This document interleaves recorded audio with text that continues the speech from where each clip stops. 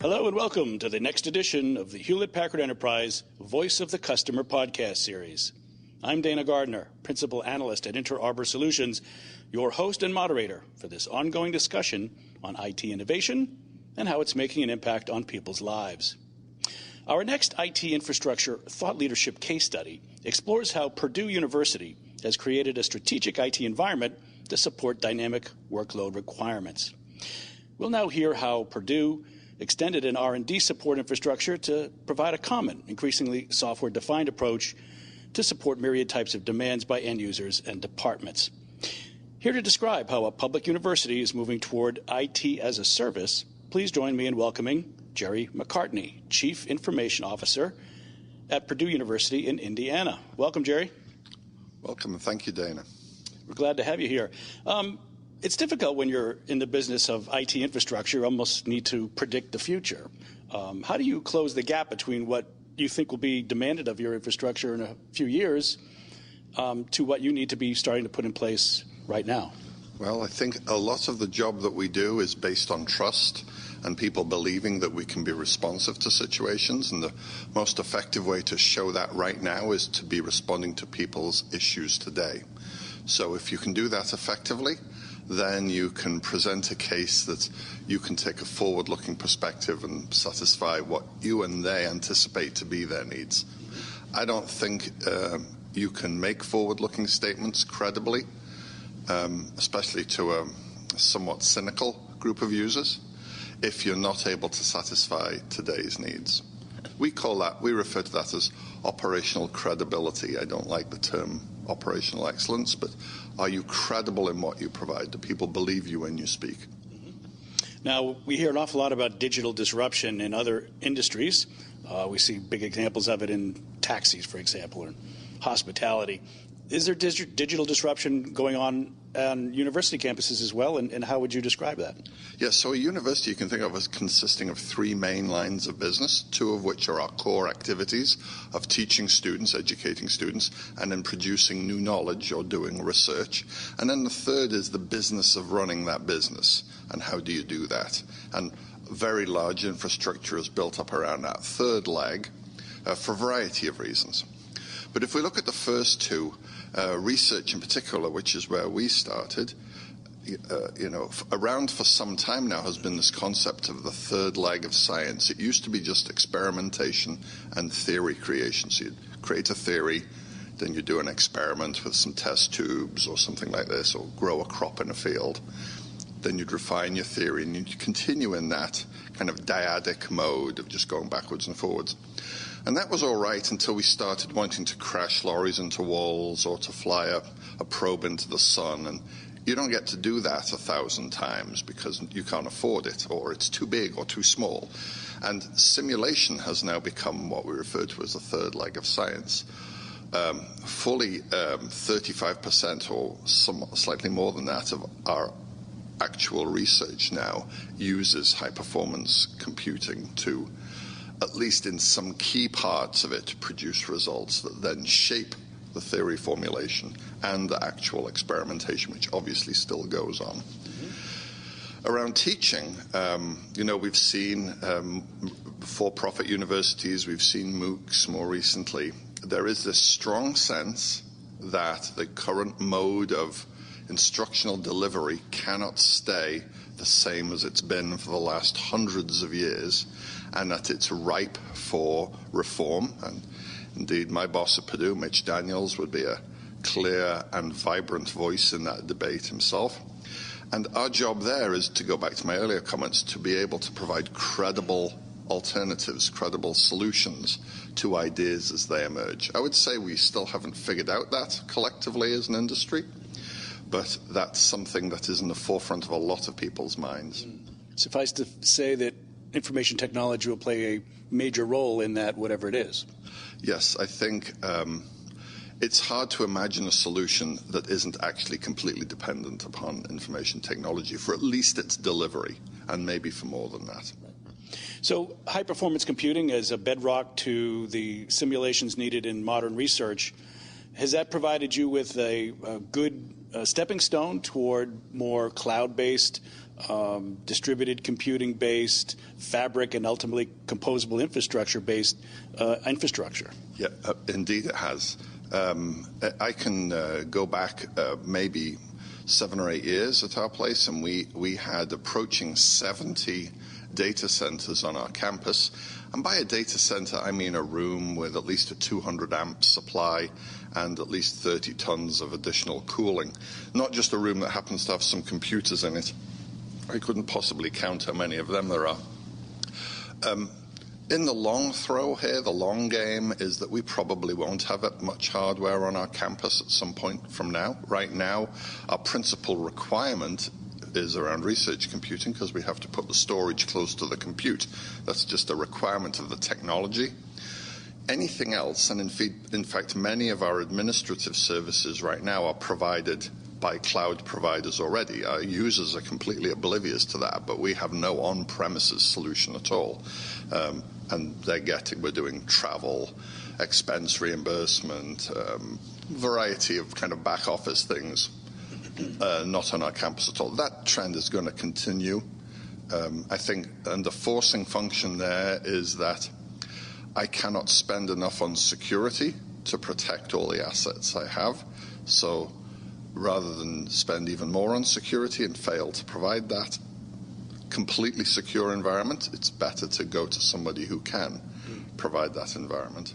And what sort of a infrastructure software environment do you think will give you that opportunity to make the right choices when you decide on-prem versus cloud, even for those intensive workloads that require a data and compute tight link? Right. So the worry, I think, for any CIO is that the only thing I have that's mine is my business data. Anything else, web services, network services, I can buy from a vendor. What I can't provide, what nobody else can provide me, are my actual accounts, if you wish to just use a business term. But that can be research information, it can be instructional information, as well as just regular bookkeeping information. So in any solution that you look at, when you come into a room of a new solution, you're immediately looking at the exit door. In other words, when I have to leave, how easy or difficult or expensive is it going to be to extract my information back from the solution?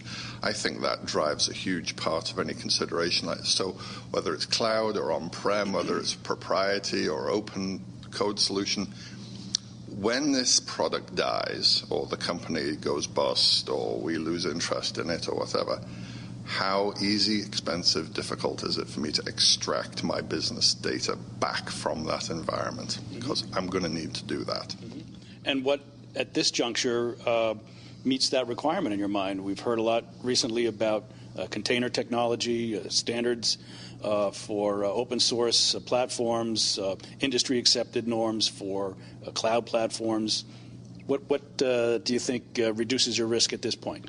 Well, I don't think it's there yet for me, frankly. I'm happy to have, as I say, relatively speaking, small lines of business. Also, you're dependent then on your network availability and volume. So I'm quite happy there because I wasn't the first and because that's not an important narrative for us as an institution. I'm quite happy for everybody else to knock the bumps out of the road for me. And I'll be happy to drive along it when it's a 6-lane highway. But right now it's barely paved, so I will allow other brave souls to go there ahead of me.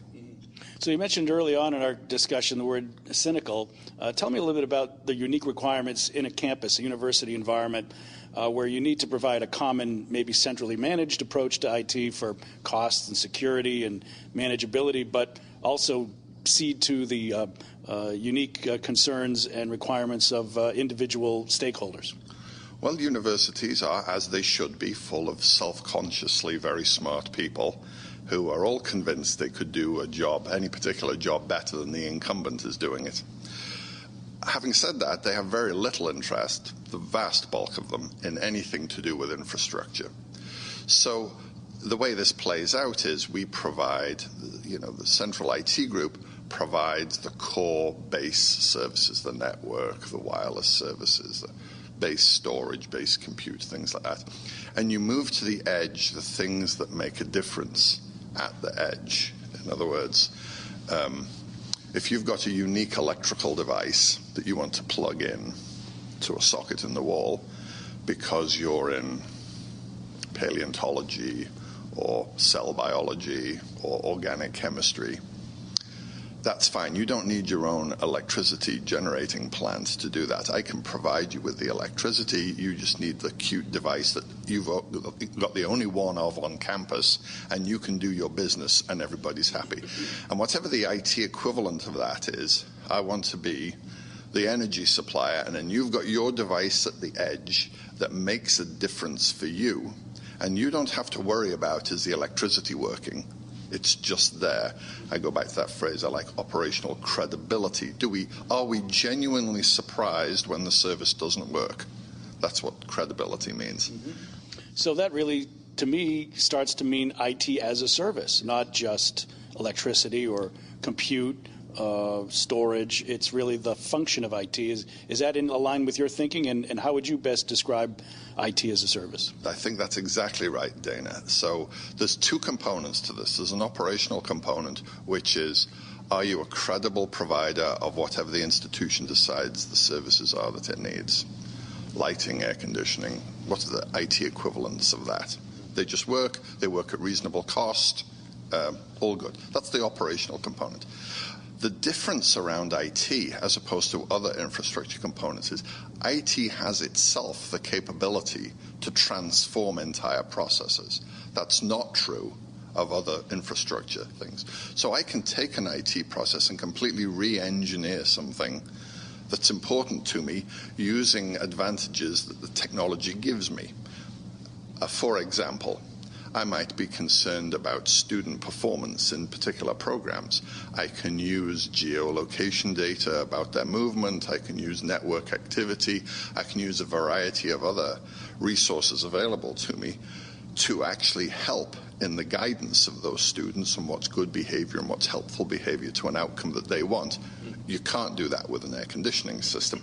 So IT has that capability to reinvent itself and reinvent entire processes while it's doing it. You mentioned some of them, the way things like Uber has entirely disrupted the taxi industry. I'd say the same thing here. So there's one part of the CIO's job that's operational. Does everything work? There's the second part, which is, if we are in transition period to a new business model, how involved are the IT leaders in your group in that discussion? And it's not just, well, can we do this with IT or not? But it's like, can the CIO and the CIO's staff bring an imagination to the conversation that is a different perspective than other voices in the organization? That's true of any industry or line of business. Are you merely there as a handmaiden waiting to be told what to do, or are you an active partner in the conversation? Are you a business partner? I know that's a phrase people like to use. I think there's a kind of a great divide there among. Yeah, I can see where IT is a disruptor. It's also a solution to the disruptor, but that solution might further disrupt things. So it's really an interesting period in time.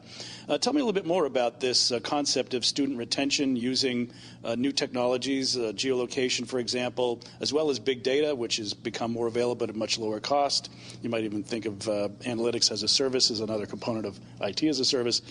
How impactful will that be on how you can manage your campus, not only for student retention, but perhaps for other aspects of a smart or intelligent campus opportunity? So one of the great attractions of small institutions, small educational institutions, is you get a lot of personalized attention. The constraint of a small institution is you have very little choice. You have a small number of faculty. They simply can't offer the options and different concentrations that you get at a large institution. Now, at a large institution, you have the exact opposite problem. You have many, many choices, perhaps even too many subjects as a 19-year-old you've never even heard of. And perhaps you get less attention, individualized attention. And you fill that gap by taking advice from students who went to your high school the year before, who are at this people in your residence hall or people you bump into on the street, the knowledge that you acquire there is accidental and opportunistic and not structured in any way around you as an individual, but it's better than nothing, looking at just this catalog, really not. And there are advisors, of course, and there are people, but you don't know these individuals. You have to go and form relationships with them, and they have to understand you, and you have to understand them. A big data opportunity here is to be able to look at the student at some level of individuality. Look, this is your past, this is what you've done, this is what you think this is behavior that we notice you're engaging in right now. Have you thought about this path? Have you thought about this kind of behavior for yourself? For example, a well-established principle in student services is that the best indicator of student success is how engaged they are in the institution. And there are many surrogate measures of that, like do they participate in clubs, do they go home every weekend, indicating they're not really engaged, they haven't made that transition. Independent of your academic ability and your SAT scores and the GPA that you got in high school, students that engage, that behavior is highly correlated with success and good outcomes, the outcomes everybody wants. So as an institution, how do you advise, counsel? And they say, well, perhaps there's nothing here I'm interested in. And that can be a problem at a small institution, for example, even though it's very intimate. You know, everybody goes, Dana, we can see you're not having a great time. Would you like to join the chess club or the drafts club? And it's like, well, I was looking for the Legion of Doom club, and you don't seem to have one here. Well, you go to a large institution, they probably have two of those things. And but how would you find it? And how would you even know to look for that? And how would you discover new things that you didn't even know you liked because the high school you went to didn't teach applied engineering or, you know, a whole pile of other things for that matter. Well, it's interesting when you look at it that way. The student retention equation is, in a business sense, the equivalent of user experience, personalization, engagement, share of wallet, those sorts of metrics. But we have the opportunity now, probably for the first time, to use big data, Internet of Things, and analytics to measure and predict and intercede at a behavioral level. So in this case, to make somebody a productive member of society at a capacity they might miss, and you only have one or two chances at that, it seems like a rather monumental opportunity. Yes, and you're exactly right, Dana. I'm not sure I like the equivalence with a customer, but I get the point that you're making there, because what you're trying to do is it genuinely help students discover an effective path for themselves and learn that. And you can learn it kind of randomly, and that's nice. And we don't want to create this kind of railroad track. Well, you're here, you've got to end up over there. That's not helpful either. But my own experience, and I don't know other people listening to this, is you had remarkably little information when you were making these choices at 19 and 20. And usually if you were getting direction, it was from somebody who had just got a plan for you that was more based on their experience of life some 20 or 30 years previously than on your experience of life. So where big data can be a very effective play in here is just say, look, here are people that look like you. Here are the choices they've made. You might find some of these choices interesting. If you might, then here's how you would go about exploring that. Because I think, as you rightly say, and implicitly suggested, that, there is a concern with the high cost, especially of residential education right now. And the most wasteful expenditures there are where you do a year or two to find out, gosh, I should not have ever been in this program. I have no love for this thing. I have no affinity for it. And the sooner you can find that out for yourself, make a conscious choice, the better. And so we see big data very much having a very active role in that, because one of the great advantages of being in a large institution, we have tens of thousands of students over many years, and we know what those outcomes look like, and we know different choices that different people have made. And yes, you can be the first person to make a brand new choice, and good for you if you are. Well, it's an interesting way of looking at big data that has a major societal benefit in the offing. It also provides predictability and tools for people in ways they hadn't had before. So I think that's very commendable. Before we sign off, what comes next? HPC, Fabric, Cloud, IT as a service. Is there another chapter on this journey that perhaps you have a beat on that we're not aware of? Oh my goodness, yes. We have an event now I started 3 years ago called Dawn or Doom, in which this is exactly, is technology, if technology is a forcing function, if it is, we're not even going to assert that definitely, but are we reaching a point of a new nirvana, a new human paradise where we've resolved all major social problems and health problems? Or have we created some new, seventh circle of hell where it's actually an unmitigated disaster for almost everybody, if not everybody? Is this the end of life as we know it? We create robots that are superior to us in every way, and we are just some intermediate form of life that now has kind of reached the end of its cycle.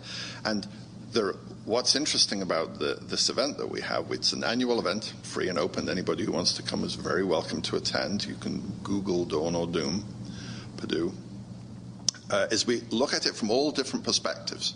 So we have obviously engineers and computer scientists, but we have psychologists, we have labor economists. What about the future of work? If nobody has a job, is that a blessing or a curse?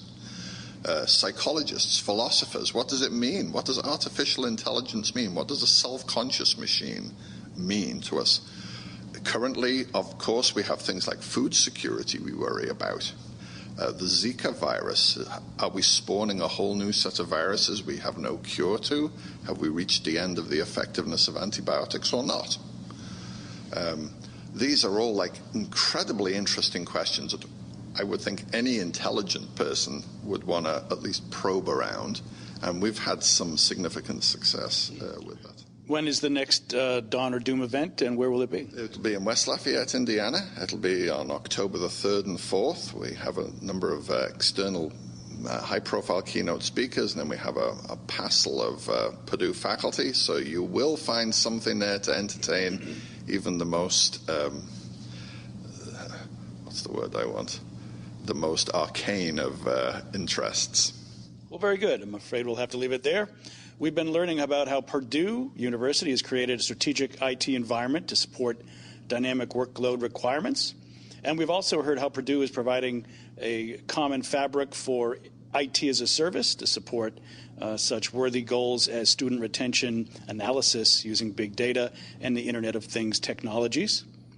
So please join me in thanking our guest. We've been delighted to be here with Jerry McCartney, Chief Information Officer at Purdue University in Indiana. Thank you, Jerry. Thank you, Dana.